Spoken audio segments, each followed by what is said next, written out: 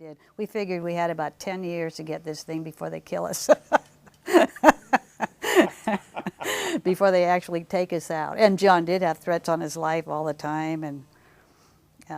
And one time, I mean, we figured we only had 10 years of grace. If we stopped to explain ourselves or try to get other people to come along, explain it to them, we will never have the energy at our age to finish it, to get done. So, I mean, John's had that death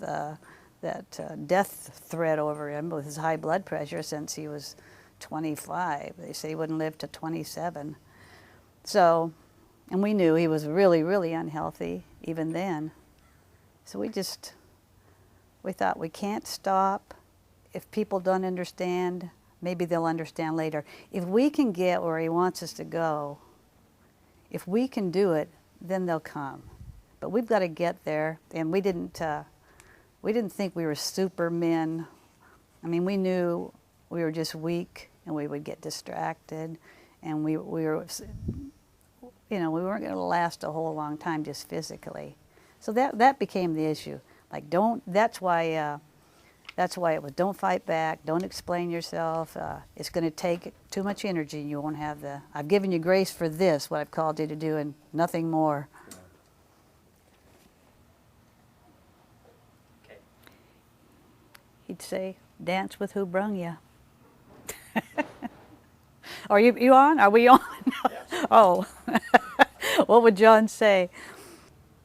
We thought the only way that we can counteract that is if everybody can heal, everybody can prophesy, everybody can have a word of knowledge, anybody can cast out a demon.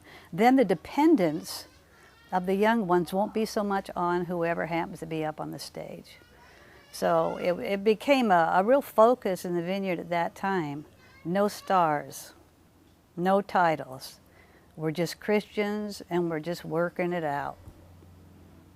And we want to see what God will do if we give him a chance.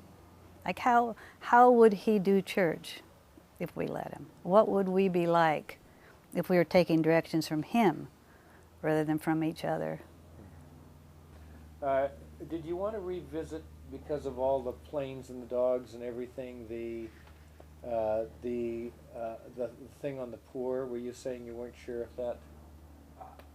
Yeah. Are you kidding? I got to do the weed again? That was third time of the day. You didn't do the wheat the second time, so then you can do it the third time. No, she did. I did the people wheat. Weaving back and forth, with Well, I'll response do it, to the conviction of the Holy Spirit, but how that heart for the poor impacted John and how that was walked out. We may catch some of it, but it was, excuse me, the barking was quite distracting. So. I'll try not to bark. Yeah. So you just keep the barking. Okay. But Christopher, our son, who is with the Lord now, and running the music at that time, the recording, would tell his worship leaders, I wrote it down. Christopher died of brain tumors, and at this time there was a tumor right at the part of his brain that governed what you say. That will stop you from saying something out loud you don't want to say out loud. Well, he didn't have that anymore. And he told his worship leaders, and this is like in a conference setting, he said, it's your job, your call, to lead the people to the throne of God. He said, then you keep the hell out of the way. And I thought, I wrote it down right at that point. I mean, people went, oh, he said hell. But I wrote it down because I thought, you know what, that boy knows the essence of it.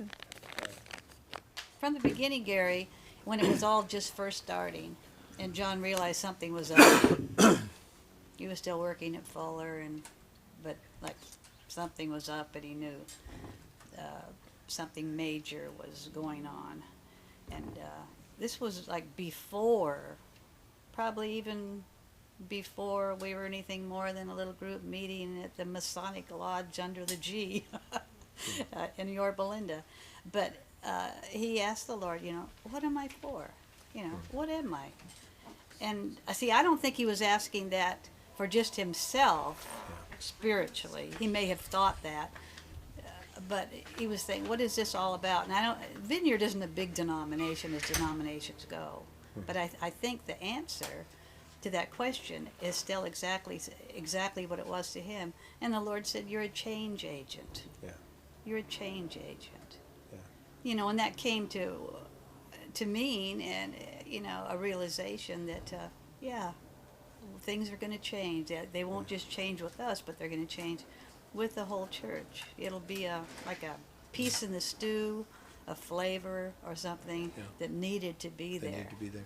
And I think in that sense, he died a happy man. Yeah. And it's happened. It has really happened. Yeah, I It- believe so. And I it believe has wherever the changed. vineyard goes, Yeah. it's going to have, just by the very nature of their being, not trying to be something, Yeah. but just, you know, in so many many different ways. The worship, there's not a church in town now that doesn't have a program to feed the poor. Yeah. I know. I mean, it's just part of what it know. means now to people to be a Christian. Yeah. And the worship, I've gone to different places, and the intimacy of the worship. And they're not just vineyard songs now, Yeah. they're coming out from everywhere, their own songs, Yeah. but they're intimate to the Lord. And we could either be upset about that, or we could go, Oh, this was it. This was this the was the call. point. You know, I this mean, was the call. Yeah. It was a call on John, and he took it. It's a call on the vineyard. I mean, he just realized that. We didn't have to try, but Right. that was just the way it was going to be. And So it in that has- sense, yeah. John would be very happy. Like, Yeah. what would he say of I the agree. vineyard? Well done. And you know, I